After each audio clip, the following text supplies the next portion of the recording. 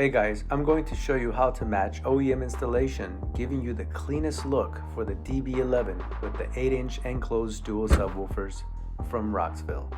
Let's get started.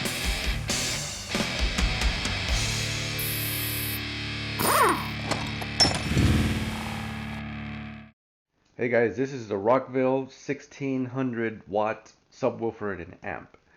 I went ahead and purchased this, and we're gonna see what we got in the box.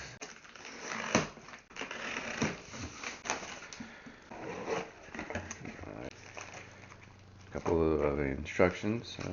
This thing looks fairly decent size, not too big. And inside here, looks like you got some other stuff here. Got some Allen keys here. Oh, you got some wiring, more wiring.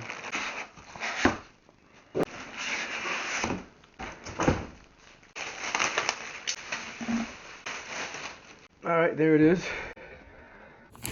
Inside your package, you have all of these things. A sheath, RCA cable, 8-gauge power wire, 8-gauge ground wire, 16-gauge subwoofer wire, amp remote wire, remote base module, Fuse, 40 amp fuse.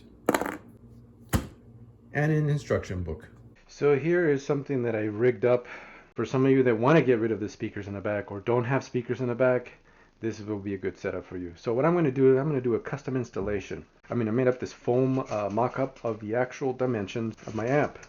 And what I also did, I made up a mock-up of the actual connectors on the back, so I know that it's going to look the same. The reason why I did this mock-up is so I can install it in my car. And I'm going to show you in a few minutes what I'm going to do.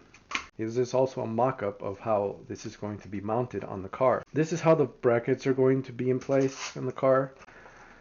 And they're going to be bolted down. These are the holes. They're not accurate, but it gives me an idea. So these are the braces that are going to be used on the amp.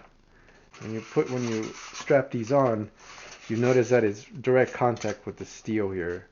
And you don't want that because, well, you want it to have some cushion. So let's say that this is your amp and this is the felt. You know, you want to have that kind of you want to have it like that.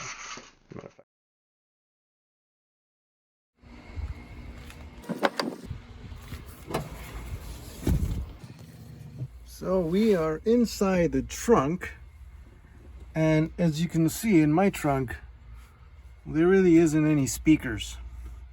Okay, but you do have these little holes here. There's 4 of them. And that I can put in a bolt, or I can put some nylon screw grommets. So the brackets are going to be, see how the bracket is pretty much like, just look at it like that. And here's where the amp is going to go. On the trunk, on the area that I'm going to install these things. And they're going to be placed like that.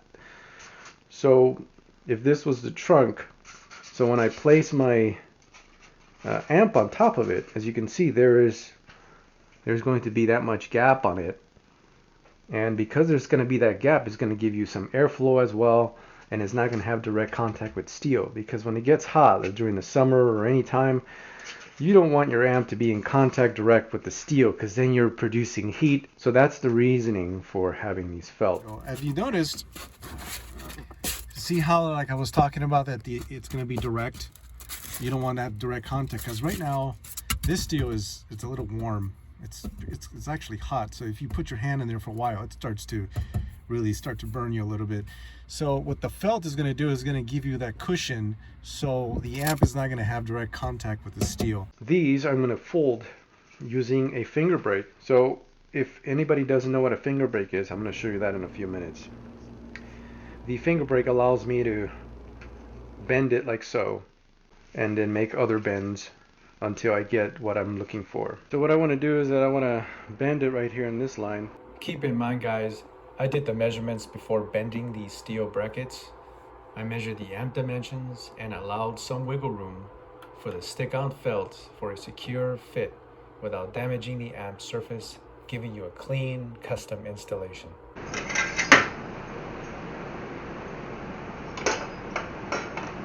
Okay guys, so here's one. I kind of screwed up a little bit here because, well, I was bending in the incorrect way, but there's a way to repair this without doing another one. This is the actual amp, and the brackets here were made from these templates. I still have to cut these. You can cut these however you want. You can use any cutting tool for this. I'll let you decide. Let's go ahead and see what we've done so far. Let's see how this fits. And as you can see, this looks pretty darn good. Remember, the felt is going to be on the side. So I drilled a couple of holes here, one on each side. Here's one, and here's the other. This hole is the original one that came with the bracket. Now when you drill these, you want to feel it to make sure it's nice and smooth, because if there is some sharpness or whatever, you want to deburr it. You can use a file or one of these. You can attach it to your drill and you can file it so it will be nice and smooth.